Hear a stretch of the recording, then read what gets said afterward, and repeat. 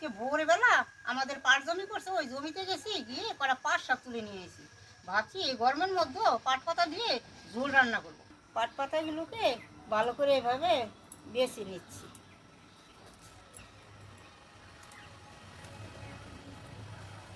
একবারে পুরন দিয়ে বসিয়ে দেবো পাট পাতা ঝোলটা। এখন কালো জিরে পুরন দিলাম, কাঁচা লঙ্কা কেটে রেখেছিলাম ওটা দিলাম। এখন আলু আর পেঁয়াজ কেটে রেখেছিলাম, এ দুটো দিয়ে দিলাম। অনেকে কাঁঠালের দানা দেয়, আমি দানা না দিয়ে আলু দিয়ে দিয়েছি। এখন লবণ দিয়ে দেব পরিমাণ মতন, আর হলুদ দিয়ে দেব। একটু নাড়িয়ে চাড়িয়ে ভালো করে ভাজা করে পাতাগুলো দিয়ে দেব। এখন পাতাগুলো দিয়ে দেব।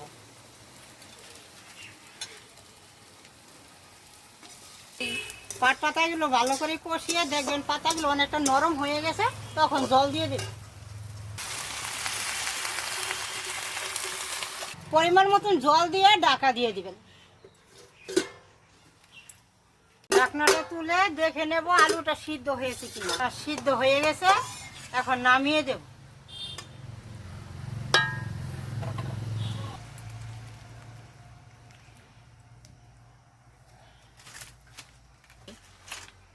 এরকম ঝোল ঝোল খেতে হয়, শরীরটাও ঠান্ডা থাকে পাট পাতা ঝোল খেলে।